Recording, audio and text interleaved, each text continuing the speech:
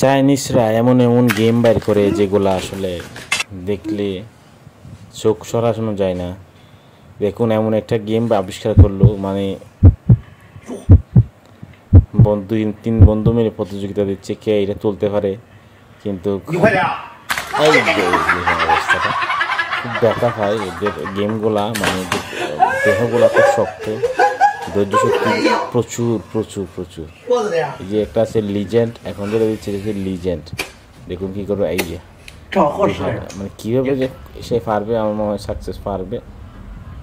এই যে লিজেন্ড সেজন্য পারছে, কিন্তু আর অন্য চেষ্টা করে ব্যর্থ হচ্ছে, কিন্তু পারতেছে না। অবস্থাটা খুবই কঠিন, দেখিয়ে পারে কিনা। খুব মজার একটা গেম, খুব অসাধারণ একটা গেম।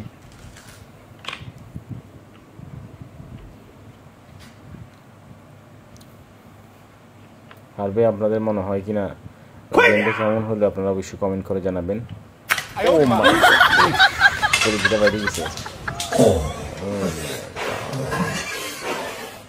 তাহলে বন্ধু বান্ধব, চাইনিজদের গেমই এরকম কঠিন, মানে কঠিন চ্যালেঞ্জ নেই।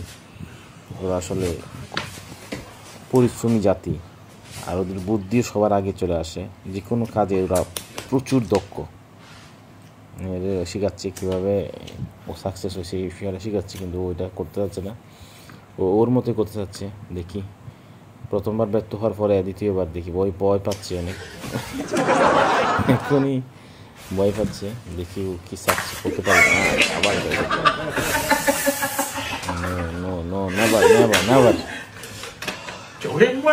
সাধারণ গেম কাকে বলে। দ্বিতীয়বার দেখি, প্রথমবার সাকসেস হচ্ছে, দ্বিতীয়বার কী হয়। টেকনিক ভিন্ন রকম, মানে অতুলনীয় টেকনিক। দেখি সে কি পারবে? হ্যাঁ, ও মাই গড, ও মাই গড, ও মাই গড, আসলে যারা পারে তারা সবাই যে কোনো পরিস্থিতি পারে। আর দুইটা আছে বলদা, ওরা তো পারলো না। টেকনিক দিয়েছে, মুখে আঙুল দিয়েছে, দেখি কি হয়। মানে ওরা দুইজন একটা ভালো না, লাস্ট পর্যায়ে দেখি ওটা কী হয়। আশা করি এখন পারবে, মনে হচ্ছে পারবে। হ্যাঁ, মানে ওই এখন যে আসবে একবারে অবাগা, আমাদের অবাগা কাজে ব্যস্ত হয়। ব্যর্থতা থেকে অনেক কিছু করে।